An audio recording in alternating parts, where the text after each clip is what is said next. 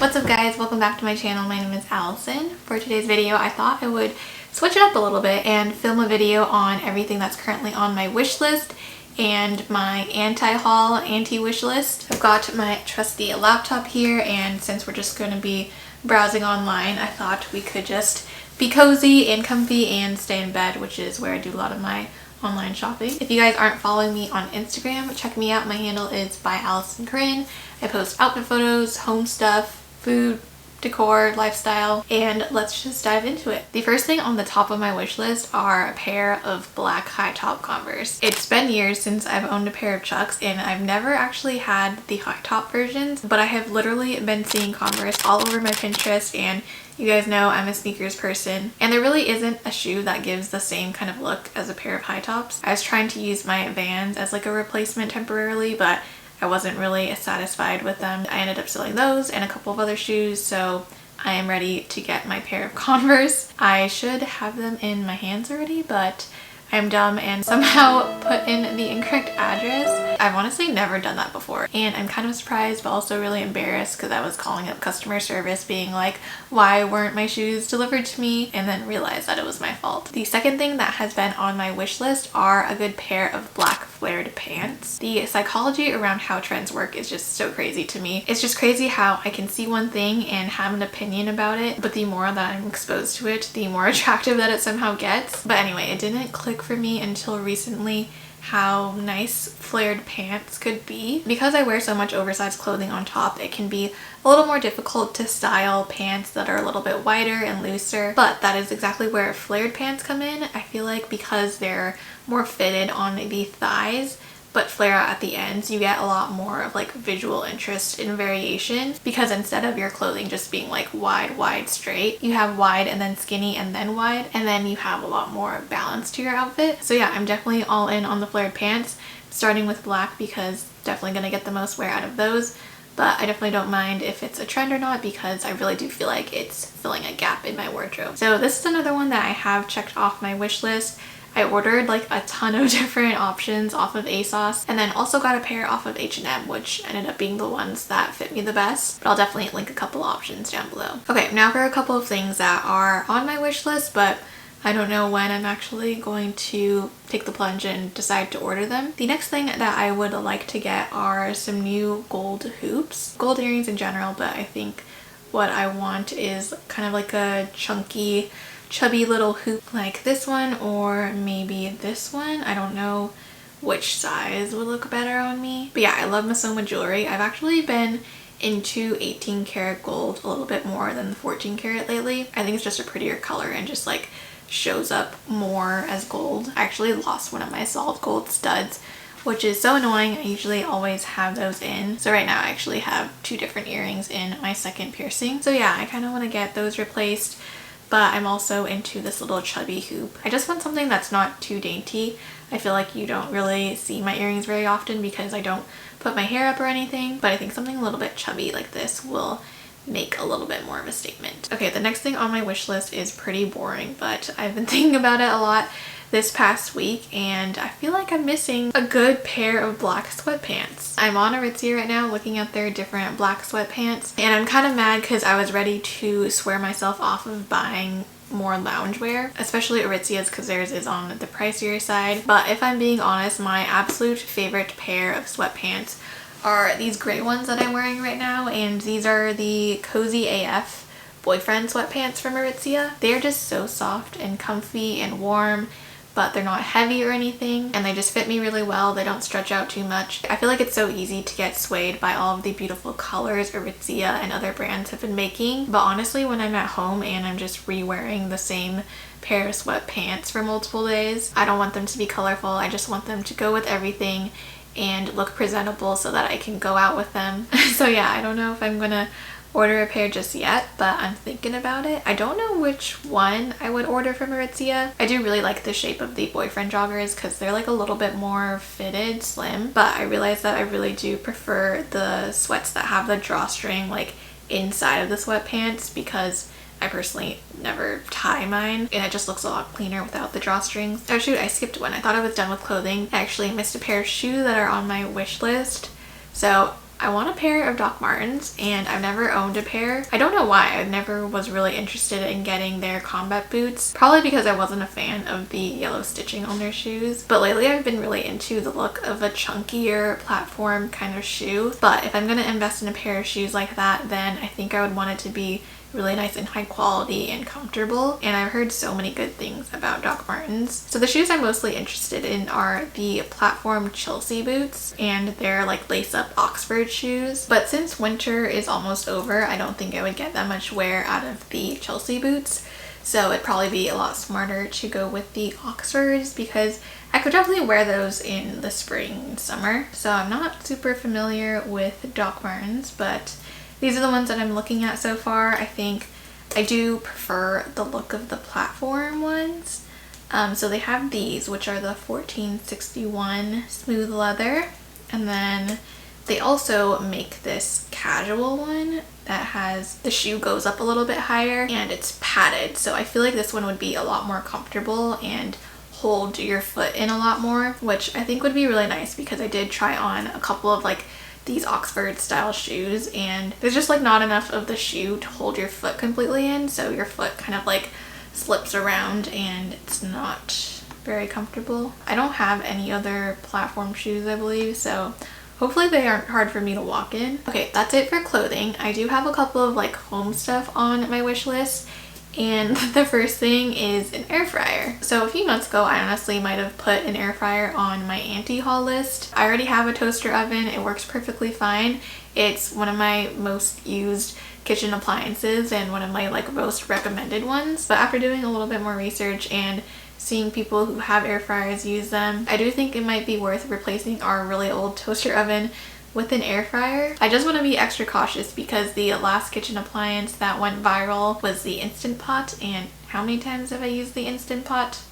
Not many. The next thing that's on my wish list is decor for a bookshelf. You guys have seen it in a bunch of my videos. I used to have a white bookshelf from CB2 in the office and I never did a great job at styling it. I had a bunch of trinkets and souvenirs and stuff that we've collected over the years that frankly weren't the most aesthetically pleasing and just kind of ended up using the shelf as more of like a storage than display. But last weekend I actually picked up this beautiful vintage brass bookshelf and it totally changed up the look of the office. So I really want to do a better job at styling it this time around. I want to get some nice plants and some like vintage pieces that kind of break up how glam all of the brass and the glass shelves are. So yeah, I'm currently on the hunt for some nice things to decorate the shelves with. Similarly, I would also love to get a mid-century style cabinet or dresser to put in the office. I currently have the black cane cabinet that I DIY'd in the office and I love it, but I think I want to move that back to the entryway of my apartment and put something a little bit more classic there. I think it's starting to feel a little bit too trendy and feminine with all of the brass elements, so I think it'll be nice to bring in some more wood. But yeah, I definitely want to be patient with picking this piece out. I would definitely prefer it to be vintage. I've been checking Facebook Marketplace pretty religiously, but yeah, we'll see. Alright, I can talk about things that are on my wish list all day, but let's get into the things that I don't want to buy. Number one on my anti-haul list is cute loungewear. This is a general statement. I do have like some specific things that I'm definitely going to be avoiding, but in general I want to stop buying more sets and just things marketed as like a nice loungewear thing. I think they're great. They definitely feel nice to wear once in a while, but the reason why I want to avoid accumulating multiple sets of cute loungewear is because cute loungewear is not a replacement for real loungewear. The loungewear that I reach for the most on a daily basis are the things that are the most comfortable, things that I don't have to worry about ruining or snagging. And what I realized I would rather have is just a solid collection of things that I can wear when I want to be comfortable. And then if I do want to feel a little bit more put together, then I'll just actually put on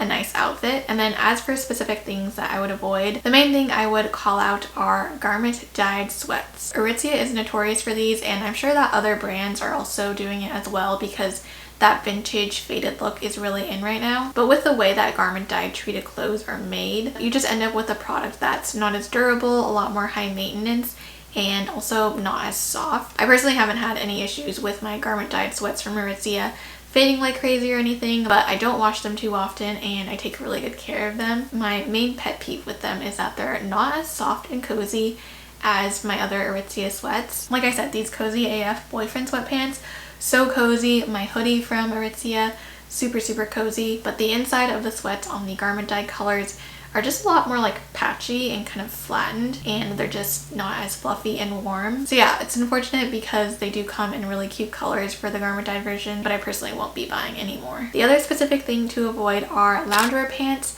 that are made out of like a ribbed knit material. These are really popular right now because it looks so cute when you have a little matching knit set. They're really cozy, but what I've learned from experience is that that kind of ribbed knit fabric just isn't meant to be on the bottom. I think you might have better luck with a ribbed material that isn't quite as sweater-like, but all of the ribbed knit pants that I've seen just pill like crazy on the butt because you're sitting on it, there's friction, and that just doesn't play well with the qualities of the fabric. So yeah, I wish I had known this before I bought 3 pairs of Zara knit pants at the beginning of the pandemic because I thought they were so cute and revolutionary. But yeah, my verdict is that ribbed knit pants are very cute but very impractical. The next thing on my no buy list is more of a personal preference kind of thing, but I need to stop buying oversized men's sweaters. For me, they're just something that looks so cute in photos and also looks kind of cute when I wear them. But honestly, most of the time they're just way too big for me.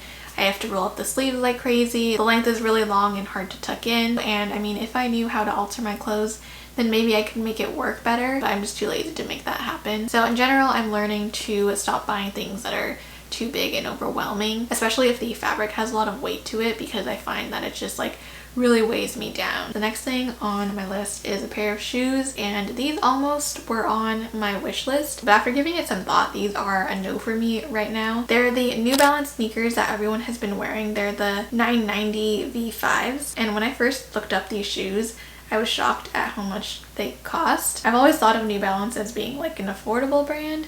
I was expecting them to be in like maybe the $50 price range, but these shoes are $175. I'm sure they're super comfortable and really well made, and if I had these, I think I would wear them a ton, but I just don't know if they're worth that much to me. I feel like most people have the gray version, which I feel like I would probably get if I were to get these shoes, just because they seem the most dad-like, and might as well get them if I'm getting a dad sneaker. But I actually also saw the lighter one, which is this Nimbus Cloud color, in store, and I actually kind of liked those. I definitely think I'm gonna hold off on these for now, and if I still like the look of them in a couple of months or a year, then maybe I'll pick them up. But right now I just think that they're a pretty trendy shoe that I might be sick of in a year. The next thing on my anti-haul list is denim, and specifically I am not going to be buying any more slim cropped denim. I've been holding on to a couple of older pairs of jeans that have more of a slim cropped silhouette to them, and I think I will hold on to them just because they are a flattering cut of jean in general. But the trend for jeans is definitely moving back to a full-length denim that's a little bit on the looser side, and I have picked up a couple of new pairs of jeans recently. I've been really loving them, and I'm looking forward to the future where we're finally going out more and wearing jeans more. But honestly, for now, while we're still at home, I am barely getting anywhere out of my jeans, so I think my collection is at a good place where I should just stop buying jeans for a while. And then lastly, another very general thing, but something that I would love to stop buying is more makeup. I love beauty, I love makeup, and I watch a ton of beauty YouTubers. I would definitely say that more so than fashion, I watch more beauty content, and because of that, I'm always hearing and seeing about new products that interest me. It's always so fun trying out a new makeup product, but I am definitely at the point where I know what my makeup preferences are, and I don't wear a ton of it. But honestly, with makeup, once you find the formula that you like, everything just looks really similar once it's on your face. So I have